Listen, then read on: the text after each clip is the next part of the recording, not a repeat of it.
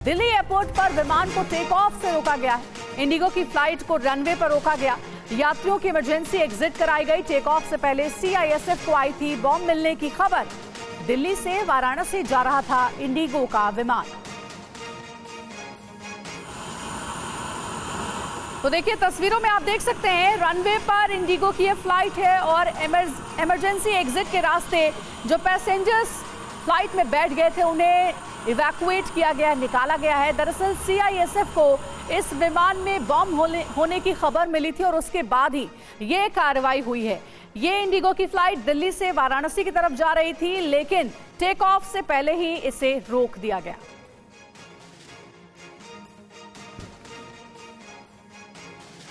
और देखिए विपिन चौबे हमारे सहयोगी इसी खबर पर ज्यादा जानकारी के साथ हमारे साथ जुड़ गए। एयरपोर्ट पर ही इस वक्त वो मौजूद हैं। विपिन, बॉम्ब मिलने की सूचना मिली थी सीआईएसएफ को और उसके बाद टेक ऑफ से पहले ही इस फ्लाइट को रोका गया है। फिलहाल इस पूरे मामले की जांच में क्या पता चल पाया है? ये अफवाह थी या फिर खबर सही थी? देखिए अफवाह थी और जैसे ही ये फ्लाइट यहाँ से टेक ऑफ करने वाली थी, दिल्ली से वाराणसी के लिए जाना था और उसके बाद ये कॉल मिली और फायर ब्रिगेड को बुलाया गया, सिक्योरिटी पर्सनल को बुलाया गया और इमरजेंसी गेट इसके ओपन किया गया और स्लाइडिंग जो डोर्स होते हैं उसको खोला गया। उसके बाद सबको उतारा गया क्योंकि हम इस वक्त दिल्ली के जो international terminal, domestic terminal number 2 पर खड़े हैं और हमको भी इसी टर्मिनल से दिल्ली से वाराणसी की फ्लाइट पकड़ने की हमारी फ्लाइट 8:35 पर थी, लेकिन इसी रीजन के चलते हमारी फ्लाइट को भी डिले किया गया है। अब हमारी फ्लाइट 9:35 जाएगी। तो थोड़ा अफरा तफरी का माहौल है। हालांकि ये जरूर है कि सारे यात्रियों को उस विमान से उतार दिया गया है और उस विमान से उतारने के बाद अब उस विमान की गहन तलाशी की जा रही है। ये जो कॉल आई थी ये कहाँ से किया गया था, किसने किया गया था, किस नोटिफिकेशन के तहत किया गया था और इस तरह की कोई भी। ठीक है विपिन, हम अपने दर्शकों को क्लियर कर दें कि ये महज एक अफवाह थी। फिलहाल पूरे मामले की जांच की जा रही है और जो यात्री इस फ्लाइट में सवार थे सभी सुरक्षित हैं। जांच की जा रही है कि कॉल कहां से आई थी, बॉम्ब मिलने की अफवाह किसने फैलाई। और दुनिया को तीसरे विश्व युद्ध की आग में धकेलने के बाद सन की तानाशाह के एजेंडे से जुड़ी एक खबर है। नॉर्थ कोरिया और जापान में तनाव है। नॉर्थ कोरिया ने दागी है बैलिस्टिक मिसाइल, सैटेलाइट लॉन्च की सूचना दी गई और उसके बाद दागी गई मिसाइल। देखिए नॉर्थ कोरिया ने बैलिस्टिक मिसाइल दागी है और उसके बाद से कहा जा रहा है कि वर्ल्ड वॉर 3 की टेंशन बढ़ गई है। सैटेलाइट लॉन्च किया गया है और देखिए नॉर्थ कोरिया जापान में एक बार फिर से तनाव देखने को मिल रहा है। इस पूरी घटना के साथ ही नॉर्थ कोरिया ने क्या बैलिस्टिक मिसाइल दागी है, ये एक बड़ा सवाल बना हुआ है। सन की तानाशाह किम जोंग ने एक बार फिर से बड़ी कार्रवाई की है।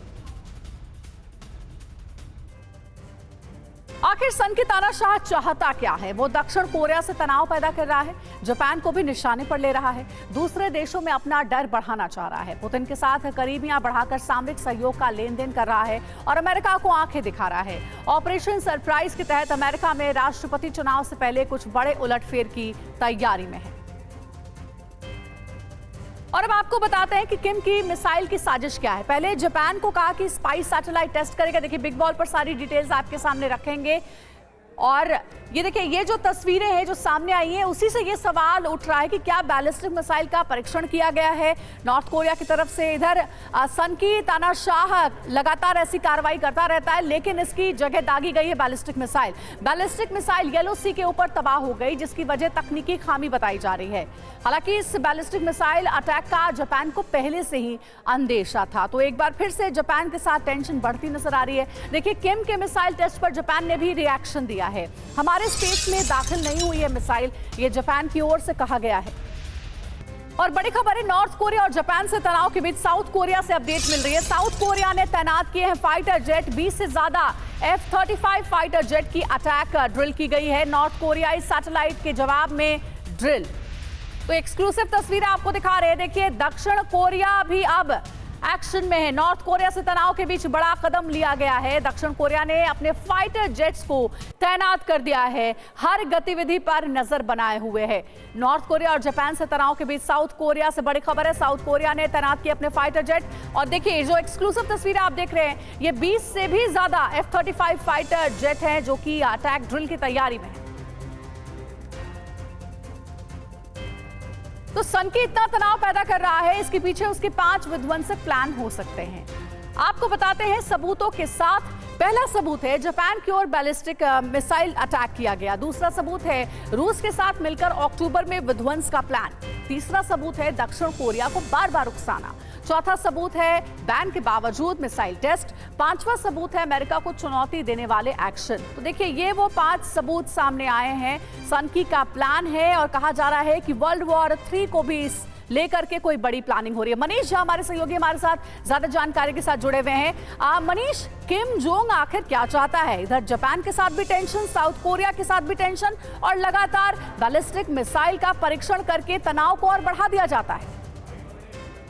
जी हाँ, बिल्कुल। देखिए, और अब नॉर्थ कोरिया की तरफ से आधिकारिक तौर पर यही कहा गया कि वो सैटेलाइट लॉन्च कर रहे थे, लेकिन सैटेलाइट फेल हो गया है। कम से कम चलिए उन्होंने ये तो माना है कि ये उनका ही कुछ ऑब्जेक्ट था।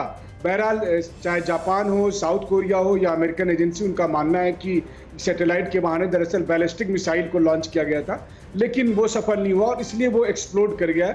और जो तस्वीरें हम दिखा रहे हैं वो उसी की बताई जा रही है। हालांकि आधिकारिक तौर पर नॉर्थ कोरिया ने इस बात की पुष्टि नहीं की है। अब अगर देखा जाए तो नॉर्थ कोरिया का कहना यह है कि जिस तरह से अमेरिका के साथ मिलकर साउथ कोरिया और जापान ड्रिल कर रहा है, आज की तारीख में जापान एक बार फिर से परमाणु ताकत होने की बात कर रहा है, तो वैसे में नॉर्थ कोरिया अपनी रक्षा के लिए ये सब कुछ कर रहा है। तो दोनों ही पक्ष एक दूसरे पर आरोप लगा रहे हैं, लेकिन इसमें कोई दो राय नहीं कि इसकी वजह से कोरियन पेनिनसुला में जो तनाव बढ़ा है वो किसी भी तरफ जा सकता है, खासकर जब अगले हफ्ते तक पुतिन का भी नॉर्थ कोरिया दौरा होना है। बिल्कुल मनीष, और एक के बाद एक ऐसे 5 एविडेंस हमने रखे हैं जो ये बताता है कि अब जो टेंशन है वो चरम पर पहुंच चुका है। बहुत शुक्रिया हमारे साथ जुड़ने के लिए। अरब में अगले कुछ घंटों में बड़े ऑपरेशन का डर सताने लगा है। इजरायल और मिस्र के बीच भी अब तनाव बढ़ रहा है।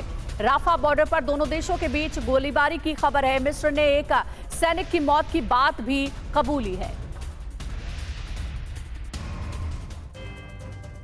तो क्या ये तनाव मिडिल ईस्ट में जंगी आहट का सबूत है? बिग वॉल पर सारी डिटेल्स आपके सामने रखेंगे। देखिए, खबर है कि मिस्र की सैनिकों की मौत का बदला लेने के लिए कोई बड़ा ऑपरेशन अंजाम दे सकता है। अगले कुछ घंटे दोनों देशों के लिए बेहद अहम है। जानकारी यह है कि कोई बड़ा ऑपरेशन शुरू हो सकता है, ये कहा जा रहा है। और साथ ही साथ राफा क्रॉसिंग पर गोलीबारी के बाद से तनाव देखने को मिल रहा है।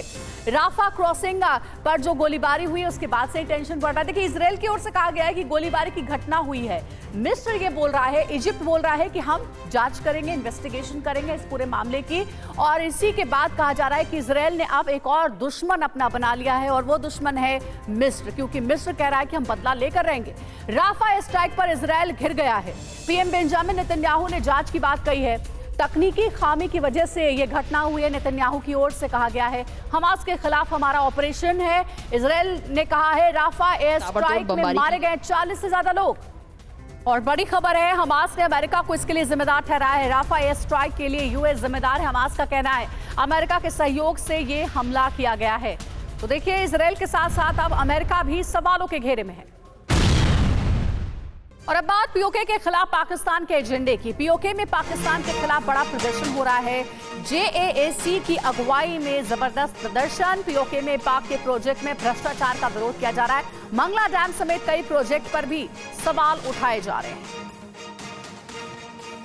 तो देखिए, अब पीओके से आवाज उठ रही है और आप कुछ तस्वीरें भी टीवी स्क्रीन पर देख रहे हैं। मुजफ्फराबाद में जोरदार प्रदर्शन हो रहा है और शहबाज सरकार को अल्टीमेटम तक दे दिया गया है। शहबाज सरकार के खिलाफ हल्ला बोल जारी है। भारी संख्या में लोग सड़कों पर निकले हैं और शहबाज सरकार के भ्रष्टाचार की पोल खोल रहे हैं। देखिए, प्रदर्शनकारी लोगों को पाकिस्तान सरकार के गुनाहों की कुंडली बता रहे हैं। सरकार को अल्टीमेटम दे दिया गया है कि 24 घंटे के भीतर प्रोजेक्ट को बंद किया जाए। भ्रष्टाचार से मुक्ति के लिए ये लड़ाई लड़ी जा रही है। पाकिस्तान से तस्वीरें सामने आ रही हैं जिसमें सरकार के खिलाफ कितना गुस्सा है इन लोगों के बीच, ये आप देख सकते हैं। जगह जगह प्रदर्शन हो रहे हैं। और पाकिस्तान में अल्पसंख्यकों पर अत्याचार जारी है। एक ईसाई शख्स की टारगेट किलिंग से गुस्सा है। टारगेट किलिंग के खिलाफ ईसाई समुदाय का प्रदर्शन हुआ है। पाक के मीरन शाह प्रेस क्लब के बाहर प्रोटेस्ट किया गया है। और अब खबर है देश को गर्मी के टॉर्चर से बचाने के एजेंडे से जुड़ी हुई। देश भर में गर्मी से हाल बेहाल है। दिल्ली की बात करें तो कई इलाकों में तापमान 48 डिग्री पार पहुंच गया है। हरियाणा के सिरसा में भी टेम्परेचर 48 डिग्री के पार है। राजस्थान के जैसलमेर में पारा 50 डिग्री पार है। अमृतसर और लुधियाना में भी जानलेवा गर्मी है। ओडिशा में भी भीषण गर्मी पड़ रही है। और गर्मी एकदम विकराल रूप ले चुकी है, जिनकी तस्वीरें भी आप देख रहे होंगे। दिल्ली इस वक्त जल रही है। कल दिल्ली के कुछ इलाकों में 4 के औसत से ज्यादा तापमान रहा है और राजस्थान वही उबल रहा है। जैसलमेर और बाड़मेर में सूरज की तपिश जला रही है, तो यूपी में भी हाल बेहाल है। तो कुछ राज्यों की तस्वीरें आपको दिखा रहे हैं जहां प्रचंड गर्मी का कहर जारी है। और साथ ही साथ आपको बता दें कि जिस तरीके से जानकारी मिल रही है, मौसम विभाग ने कहा है कि आने वाले कुछ दिनों में हालात यही बने रहेंगे। और देखिए कुछ वजह भी आपको बताते हैं कि इतनी गर्मी आखिर क्यों बढ़ रही है। 60% तापमान बढ़ गया है अलग अलग जगहों पे। वहीं कंक्रीट एस्फॉल्ट इसके लिए जिम्मेदार है। ग्रीन हाउस गैस उत्सर्जन भी बढ़ा है। 2050 तक डबल होगी शहरी आबादी और विकासशील देशों की समस्या भी देखने को मिलेगी। देखिए शहरीकरण की सजा ये जानलेवा गर्मी है। विकास के साथ विनाश का डर भी अब सताने लगा है। तो गर्मी से इंसान ही तबाह नहीं है, बल्कि मशीनें भी इस गर्मी में बर्दाश्त नहीं गर्मी को कर पा रही है। यही वजह है कि ट्रांसफार्मर को ठंडा रखने के लिए कूलर लगाए गए हैं। इसकी वजह है कि ट्रांसफार्मर में आग की घटनाएं इस भीषण गर्मी में बढ़ गई हैं। यूपी के लखनऊ और मुरादाबाद, तो राजस्थान के करौली की तस्वीरें आप देख सकते हैं। दिल्ली में अगले 48 से 72 घंटों में राहत संभव है। उत्तर पश्चिम भारत में भी गर्मी से राहत मिल सकती है। 30 मई के बाद गर्मी से राहत मिलने की उम्मीद है। आईएमडी की ओर से कहा गया है, मौसम विभाग की ओर से, राजस्थान में गर्मी से फिलहाल राहत नहीं मिलेगी।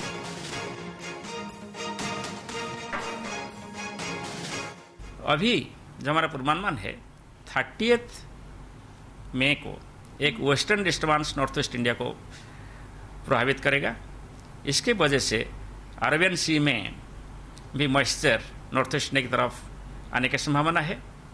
इसको देखते हुए हम आज पूर्वानुमान किए हैं कि 29 तारीख तक ये heat wave to severe heat wave condition जारी रहेगा और 30 तारीख से ये कंडीशन में इम्प्रूवमेंट होगा, यानी हीट वेव कंडीशंस रिड्यूस होगा। और अब बात एमपी में लाउड स्पीकर कार्रवाई को धार्मिक रंग देने के एजेंडे की। एमपी में लाउड स्पीकर एक्शन पर विवाद, मुस्लिम धर्म गुरुओं का कार्रवाई पर सवाल। अब तक 400 से ज्यादा लाउड स्पीकर हटाए गए। एमपी हाई कोर्ट में एक्शन के खिलाफ याचिका दी गई है। तो आप इंदौर और खंडवा में लाउड स्पीकर पर एक्शन की 2 तस्वीरें देख सकते हैं। यही एक्शन विवाद की वजह बना है। मौलाना इसे एक तरफा कार्रवाई बता रहे हैं, तो प्रशासन इसे न्याय संगत बता रहा है। प्रशासन कह रहा है कि एक्शन सुप्रीम कोर्ट के निर्देशों के दायरे में रहते ही हो रहा है। कि सड़कों पे जो डीजे बजते हैं, इतने खतरनाक बजते हैं कि कान फट जाएं, उस पर भी रोक लगना चाहिए। धर्मशालाओं में जो रात देर देर तक बाजी बजते हैं, उस पर भी रोक लगना चाहिए। धार्मिक स्थल ने क्या कहा रहा है कि उसको आप निकाल रहे हैं? आप सभी शासन के जो निर्देश हैं और जो सुप्रीम कोर्ट के पहले के आदेश हैं, उसी आधार पर शासन के निर्देशों का निर्देश जारी किए गए थे और उसी के तहत हमारे द्वारा कार्रवाई करी जा रही है। और अब आपको बताते हैं कि एमपी में ये लाउड स्पीकर विवाद क्या है। मंदिर मस्जिदों से लाउड स्पीकर हटाए जा रहे, बिन स्पष्टीकरण के एक्शन पर कोर्ट भी सख्त है। एमपी हाई कोर्ट ने सरकार से जवाब मांगा है। 1 महीने के भीतर सरकार से रिपोर्ट तलब करने को कहा गया है। खंडवा की बुलंद मस्जिद के इमाम की याचिका। इंदौर के शहर काजी बोले डीजे पर भी एक्शन हो। इंदौर प्रशासन बोला सुप्रीम कोर्ट निर्देशों के तहत कार्रवाई। आगे बढ़ते हैं। अब सीमा की सुरक्षा करने वाले जवानों की शक्ति बढ़ाने के एजेंडे से जुड़ी खबर है। आईटीबीपी ने किया है लॉजिस्टिक ड्रोन का सफल संचालन। 36वीं वाहिनी आईटीबीपी ने 2 बार किया है सफल संचालन। अग्रिम चौकी ढाकर से बेदांग तक सफल टेस्ट। अग्रिम चौकियों तक सब्जी दवा पहुंचाने में मदद मिलेगी।